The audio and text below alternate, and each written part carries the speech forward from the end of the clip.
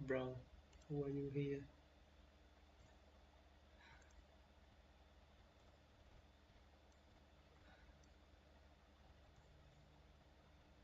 I thought you already do something.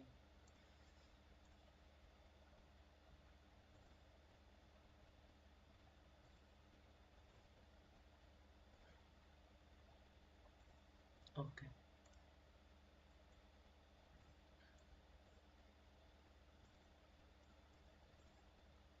Well, cause I can.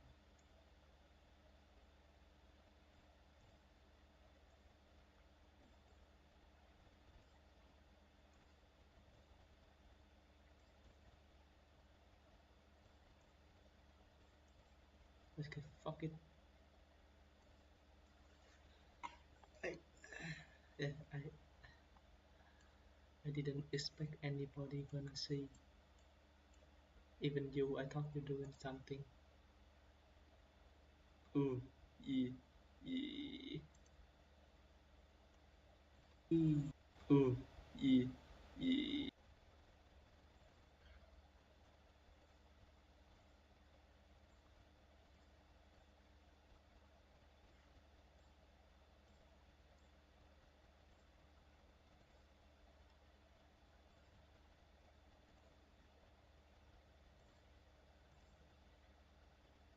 Stop,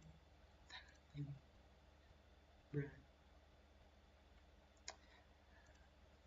My hair looks so weird. Only 46 residences. Once they're gone, they're gone. Art House Residences brings together complex is about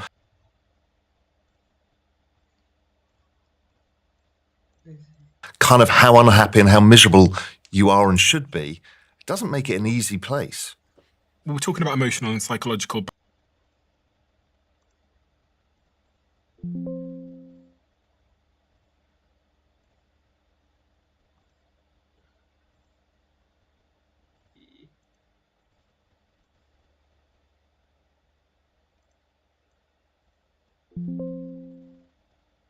Stop, bruh. residences. Once they're Should be. It doesn't. We're talking about emotional and psychological.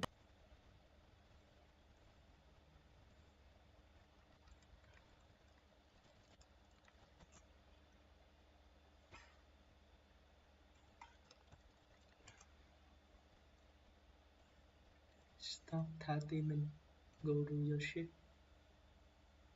I thought you're gonna go sleep.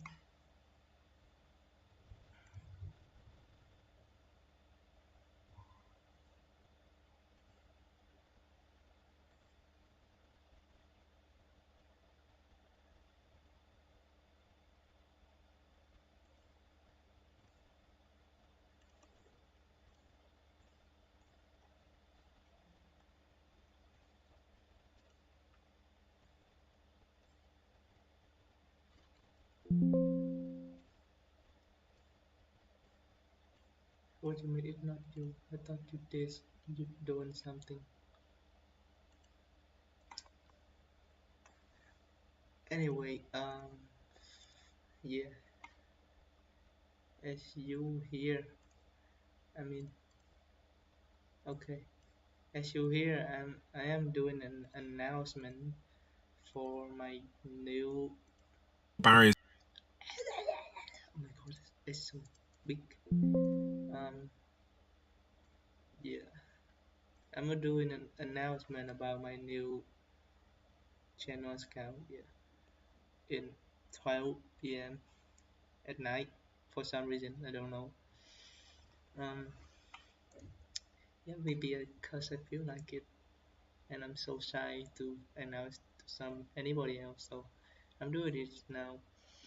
Uh, I hope you get. I hope you can hear me clearly. I'm gonna forget.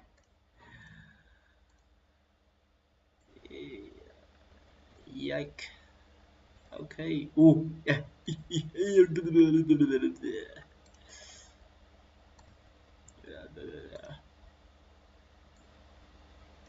U I U A A tăng tăng hòa bình. U I U A A. I I I U I I I A A. I I I.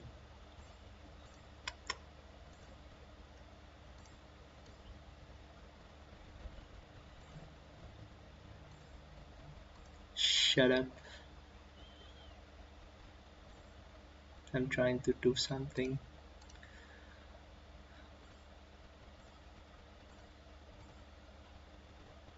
Desktop audio mic. I.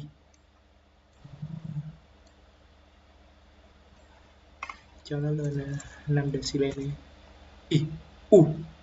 Okay. It's gonna be bigger.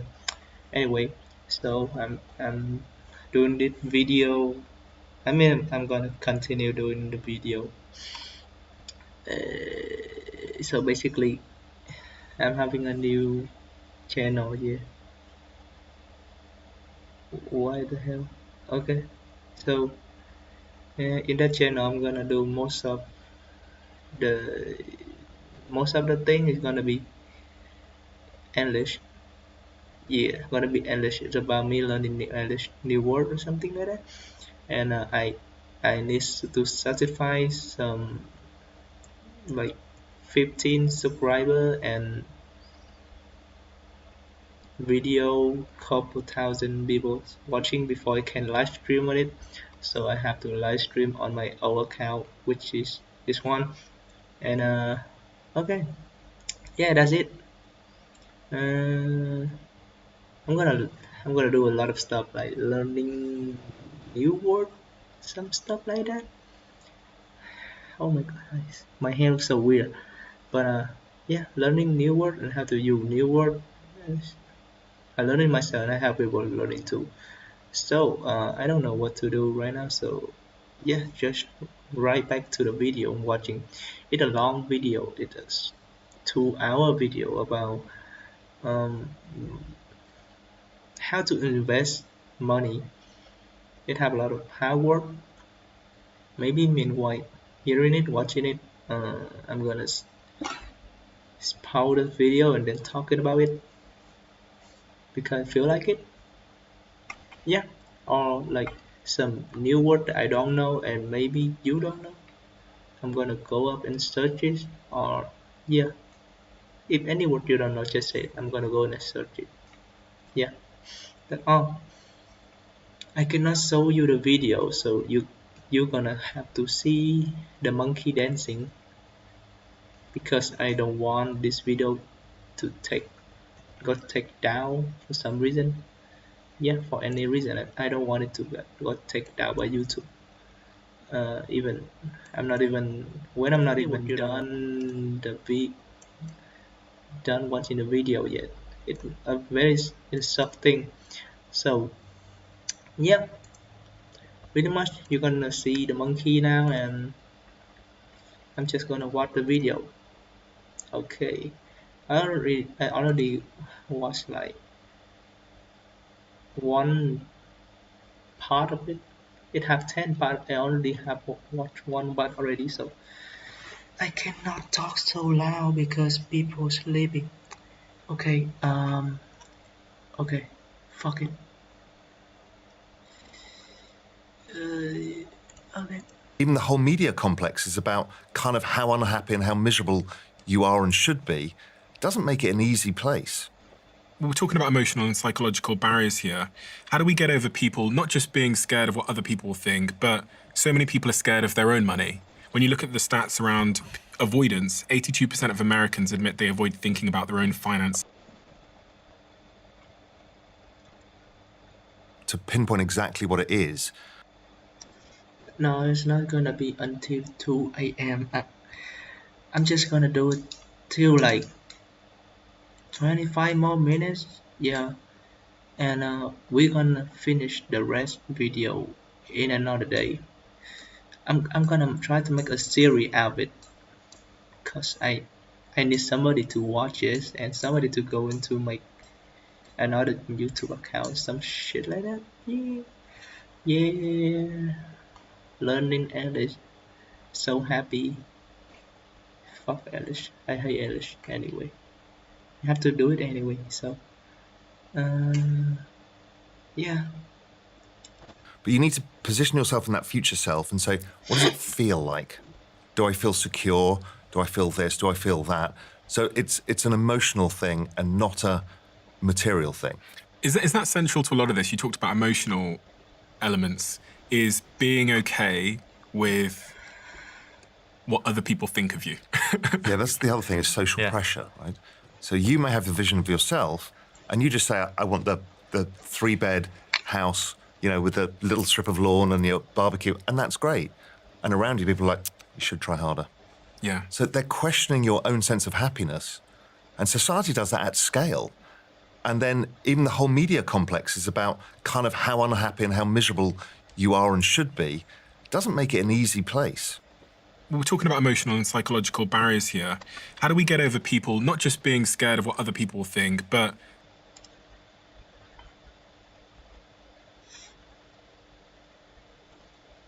so many people are scared of their own money? When you look at the stats around avoidance, 82% of Americans is here. How do we get Make it an easy place. We're talking about emotional and psychological barriers here. How do we get over people not just being scared of what other people will think, but psychological barriers here? How do we get over An easy place. We're talking about emotional and psychological barriers here. How do we get over people not just being scared of what other people will think, but so many people are scared of their own money? When you look at the stats around avoidance, 82% of Americans admit they avoid thinking about their own finances. And 1 in 4 Americans have avoided medical care because they're afraid of the bill and thinking about how much it might cost. For Gen Zs, 67% of Gen Z and 58% of millennials say they avoid checking their own bank account because it's too stressful, which is compared to only 30% of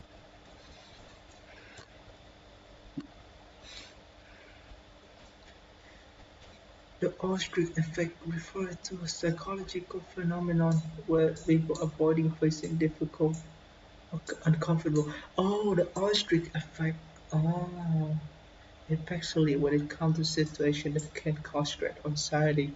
Explain the vast majority of America does actively avoid checking the finance in an attempt to relax severely. I don't know what the word vast means. So vast. What does vast mean? Oh shit. Extremely big. Okay. So they're just talking about the ostrich effect. The behavior of ostrich. When they run away something. Uh, maybe something chasing them, lion, tiger. I don't know. And when they wanna hide, they're gonna just put their head. They're gonna just hide their head, and then they're thinking nobody chasing them. It's very funny. So there is something called ostrich effect in psychology too. I don't know. Uh, yeah, it is like when people facing some difficult situation, they just avoiding it. They're not, yeah, they're not checking a bit, especially in finance. Own bank account because it's too stressful, which is compared to only 30% of boomers. And in terms of mental health, money is the #1 source of stress for Americans, topping work, family, and health. 36% of people with debt experience clinical anxiety, and 23%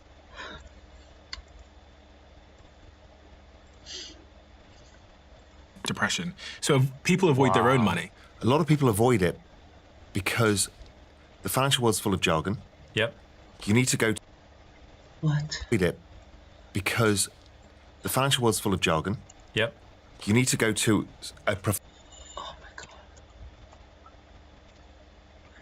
Does the video got stopped by any chance? I don't know if the video got stopped. Okay, it's not got stopped. That's good. That's a good sign. I mean, I see people on Pornhub watching something about fucking hentai, some shit. They not watch it. They just hearing it. Then they comment about it, and Pornhub just let some video flying. So I think it's my work with YouTube. I didn't check the rule yet, and I didn't mess with YouTube rule yet. I'm gonna have to, but I didn't. Anyway, continue. because the financial world's full of jargon. Yep. You need to go to a professional for advice. The what? The financial world is full of jargon. What the fuck is jargon? The financial world's full of jargon. Yep. You need to go to a professional. Jargon. Oh my god, the new word. I cannot. I don't think I'm gonna finish that video quick because there's a lot of word I don't know. So specs of word are afraid as you by particular people. Oh.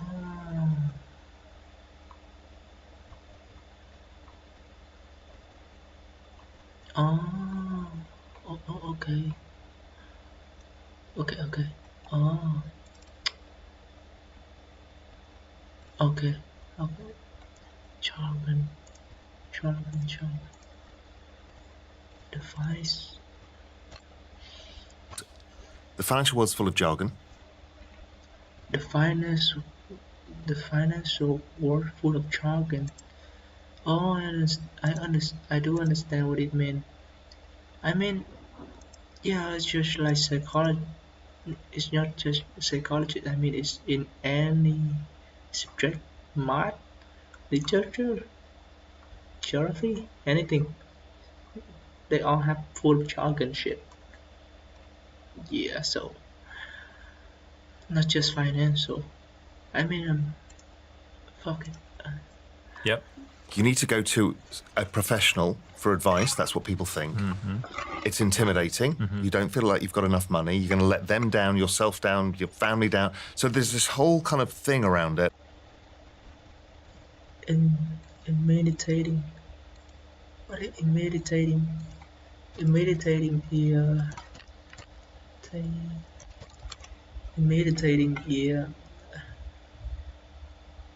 like I meditate you. Yeah, I know the word anyway. And we're gonna continue. I thought I didn't know. Shit. percent depression. The financial world's full of jargon. Yep. You need to go to a professional for advice. That's what people think. It's intimidating. You don't feel like you've got enough money. You're going to let them down, yourself down, your family down. So there's this whole kind of thing around it. It's the confidence that you can learn. Because a lot of people say, no, unless you're from an investment bank or you're an RIA or something, you can't do this. Right. But just a little bit of confidence to say, you can do this. A simple tip that I think people can do is just kind of figure out how much they spend on a monthly basis. Track your expenses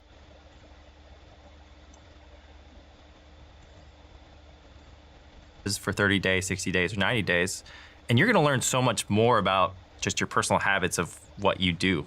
Because sometimes I'll forget that I DoorDash something for $30, or I'll forget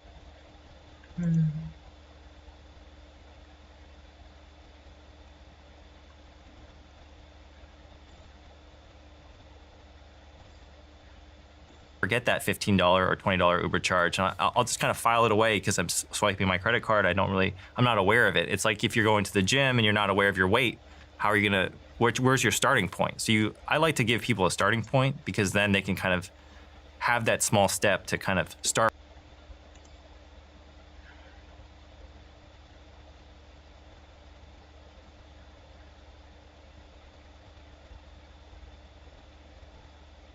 Oh shoot. Don't mind, but my fan is blowing straight to the computer. Anyway, yeah. Oof. You're gonna feel like you're gonna feel not good, but I didn't have any solution yet, so you guys have to deal with it. Start working towards their finances in that sort of way. 65% of Americans have no idea what. Start working. Give people a starting point because then they can kind of have that small step to kind of start working towards their finances. And because your weight, how are you gonna? Where's your starting point? So I like to give people a starting point because then they can kind of. Where's your starting point? So I like to give people a starting point. You're not aware of your weight, how are you gonna? Where's your starting point? So I like to give people a starting point, and you're not aware of your weight, how are you gonna? Where's your starting point? So I like to give people a starting point because then they can kind of. Which credit card, I'm not aware of it. It's like if you're going to the gym and you're not aware of your weight, how are you gonna? Where's your starting point? So I like to give people a starting point because then they can kind of have that small step to kind of start working towards their finances in that sort of way. 65% of Americans have no idea what they spent in the last month, according to the US Bank, and 60% underestimate their monthly spending by a significant margin. Right, and that's exactly what I found. I tracked my expenses for a month in 2014. I thought I was spending $1,500. Marching.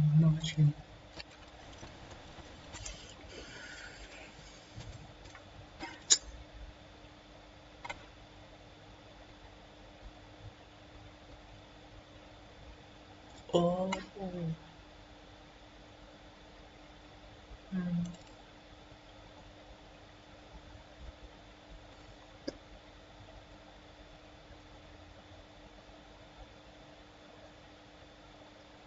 Mm. Mm.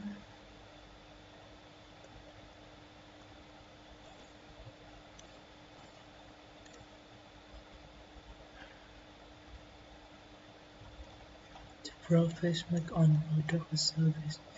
The LTS of an area. The amount by which one thing is different from another.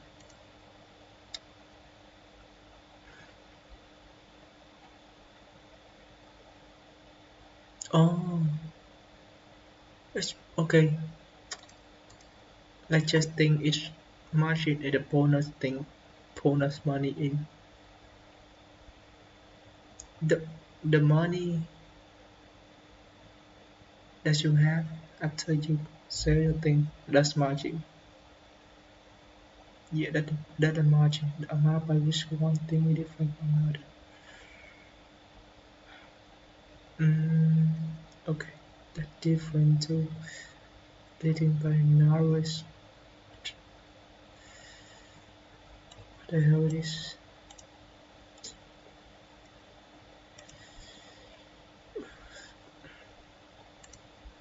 Okay.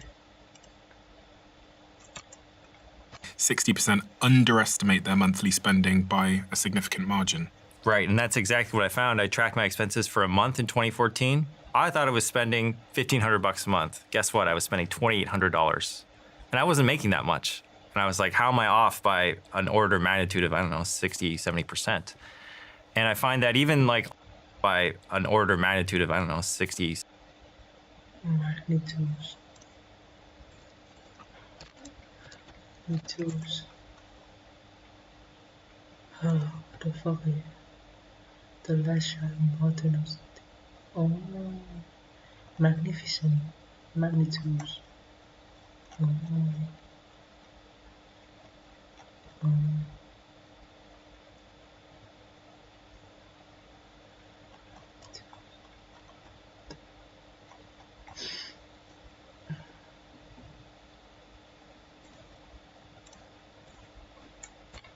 and I wasn't making that much. And I was like, how am I off by an order of magnitude of, I don't know, 60, 70%? And I find that even like all my friends I issue this challenge to, most of them don't make it to the 3 months. But I think as long as you have an approximation of what you're spending, that can help, because that means then you're going to have a little bit of a difference of what you make and what you spend, and then you can save that money. Approximation.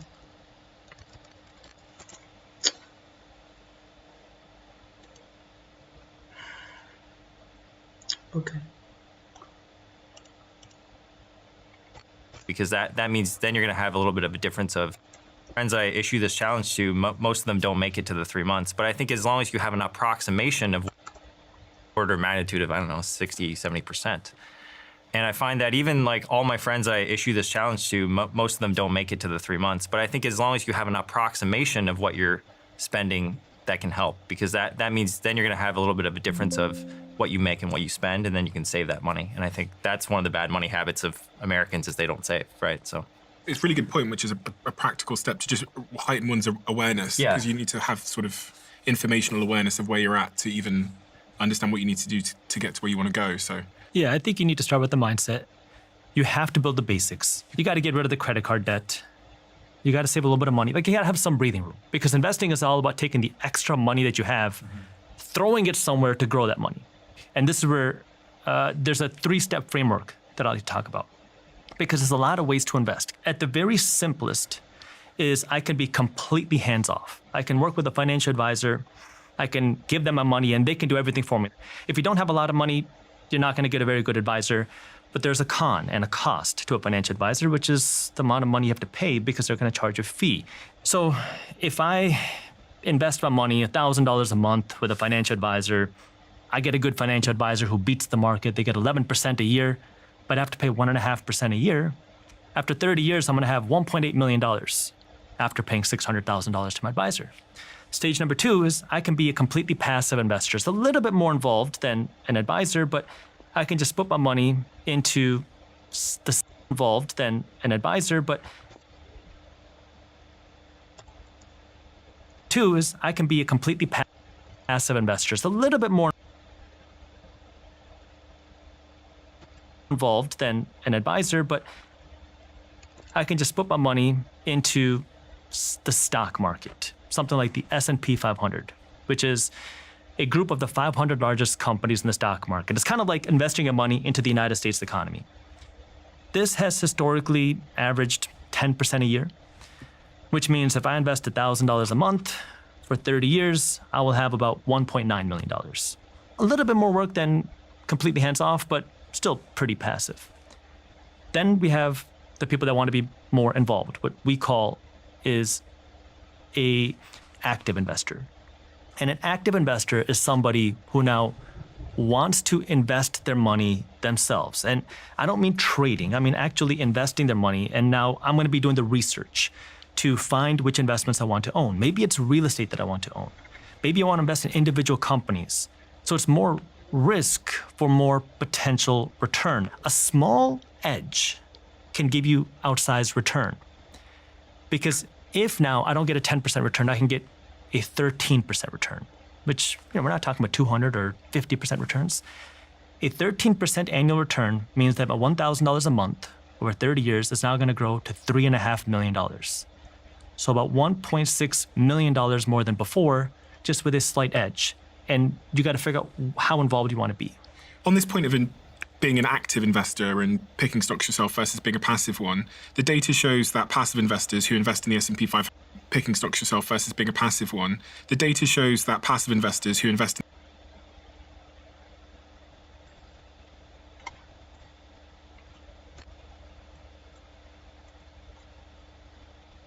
the S&P 500, like you said, consistently a passive.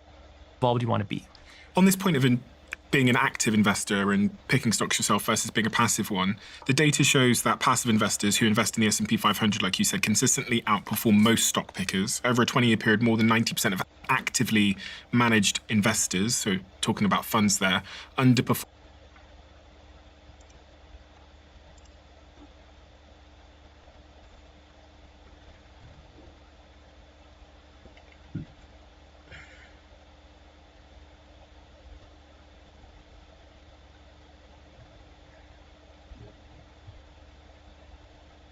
While active investors often chase short-term gain, passive investing in bull market indices provides steady, long-term growth. This strategy minimizes costs and reduces risk.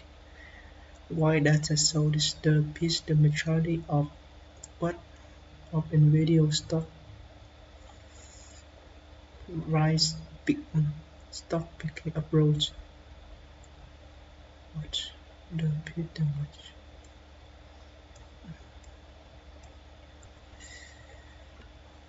with the majority of individual stock picking. Oh,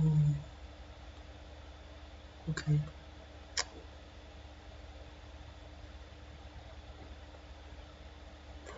Okay. I don't know the word indice. Indice. Indice.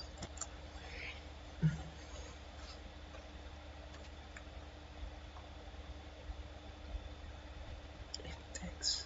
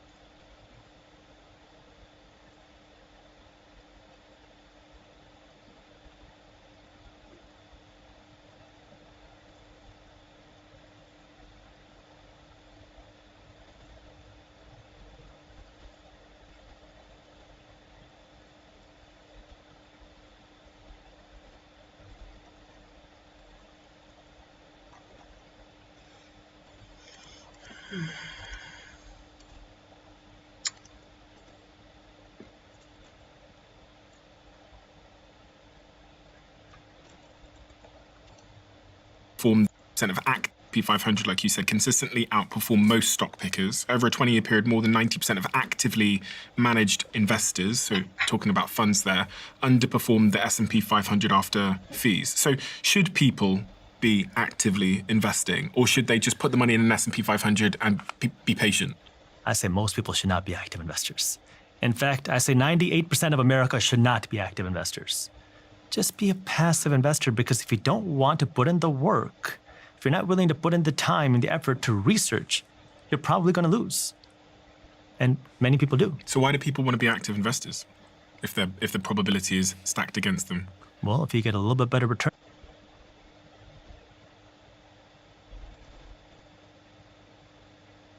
Oh my god, it's lag. Oh, I shouldn't have that. Returns, if you're willing to put in the work, you can get better returns. And it is possible. We do see people that are doing it consistently. Is there an element of fun and entertainment to this? Absolutely. People like sports betting and... That's the problem. Because the fun is, I like researching versus, oh, I want to see my money go up tomorrow. If I buy a house tomorrow morning, am I going to go into Zillow in the afternoon and check what is my house price? Am I checking in the evening what's my house price? No, because you know that this is something I want to own for the long term. Well, when I go into the stock market, because it's so liquid, I buy a stock in the morning, I'm checking it 15 minutes later, I'm checking it at lunch, I'm checking it in the bathroom, I'm checking it in the evening, and I'm getting anxiety because if it's going up or down, I'm a very emotional, and that's that emotional control as an investor, which is just as important as the research that you're putting in. I fundamentally differ on all of this stuff is people are so screwed. They are coming out of university with massive debts. We looked at the stat earlier off camera when we were talking about the fact that percentage of 30-year-olds who have a mortgage and are married has gone from 52% in 1950 to 12%. Nobody can afford anything.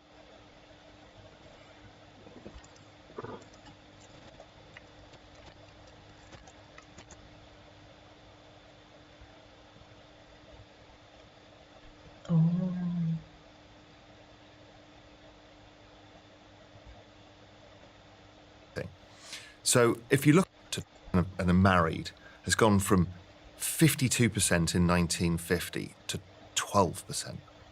Nobody can afford anything. So if you look at the average millennial in the US and a Gen Z, they generally have a 401k if they've got a job, right? They have some sort of savings. But they're taking massive amounts of risk. A lot of us would look at them and say, this is ridiculous. Why are they...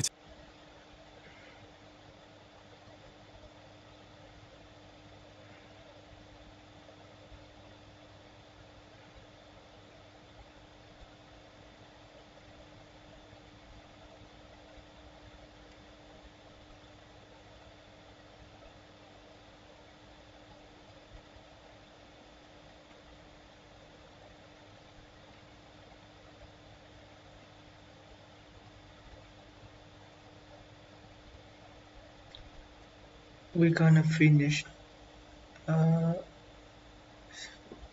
more minutes. I mean, I'm gonna finish the stream in 3 more minutes because we go to the past form of investing. And I wanna end the video because it's too late. I don't wanna talk in the late night because you know I'm in the building, so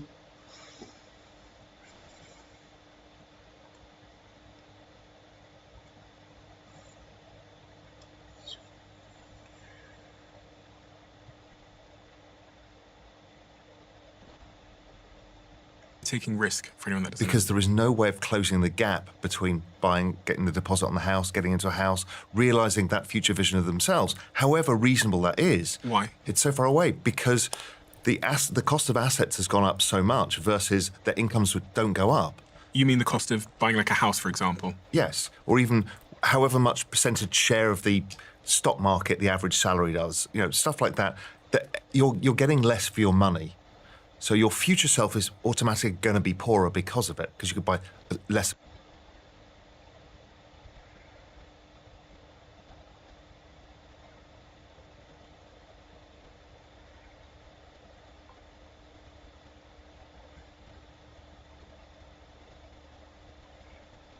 Of a house, etc. Explain that to me like I'm an idiot, like I'm 10 years old. Money. So your future self is automatically going to be poorer because of it, because you could buy less of a house, etc. Explain that to me like I'm an idiot, like because you're getting less for your money. So your future self is automatically going to be poorer because of it, because you could buy money. Stock market, the average salary does, stuff like that. That you're getting less for your money. So your future self is automatically going to be poorer because of it, because you could buy less of a house, etc. Explain that to me like I'm an idiot, like I'm 10 years old, and maybe in the context of this mug here. in terms of why is that worth less now, based on what you said? The way of explaining it is money is the medium of exchange, the thing that you buy something with. If we all have a lot of money, we've all got a stack of cash on this table, and you want to sell that mug, we can pay anything for that mug because we've got a stack of cash. Mm-hmm. So that mug suddenly is worth not the $10 it's supposed to be worth, it's suddenly we're paying $150 for the mug. Why?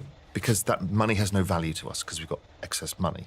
So when you create excess money in the system, it's this debasement of currency. It's an optical illusion that the value of assets are actually going up. They're not. It's the value of your money's going down. And this is this pain point because your earnings only grow with economic growth generally, plus your progression of your career or whatever it may be. But those things, the scarce assets, are going up optically by the amounts they're lowering the thing. So what you find is salaries go up at about 2 or 3% a year. And the cost of the S&P is about 12%, 13% up every year. And a house price is about the same. Gold is about the same. And that's because they're printing more and more money. Correct. Okay, that makes perfect sense to me. So I'm imagining you all have a big stack of paper in front of you, which you're using to take some notes on. And if I was saying, I'm going to sell you guys this mug for some of the paper you have there, but then my team said you guys can have unlimited paper, this mug loses value because you can all just offer a gazillion sheets of paper for this mug. Well, it doesn't lose value. It optically will give you a gazillion for it as opposed to, 3 sheets of paper because we've got so much paper. It matters not. So I'll be thinking, wow, like this mug, it's worth a gazillion sheets of paper, but actually each sheet of paper is now worth nothing. Correct. Okay, got you. And this is the problem that people are finding is they put money in a 401k, you compound it at 10%. For my generation, that was how the world worked, and it was great, and it worked, and now it doesn't work. So they need assets that go up 50% a year, 100% a year, which is ridiculous, but luckily we've been gifted a few. And so that's helped. Go on, say it. Well, it's crypto. Simplistically, it just outperforms all other assets, even with the excess volatility. So Bitcoin, for example, produces... Okay. I'm gonna end now. It's already done the subject about performance investing, active or passive, and we're gonna come to why more people joining crypto. Anyway, that's it for today. We finished 18 minutes of the video. We have a couple more minutes. It's gonna be a long stream anyway.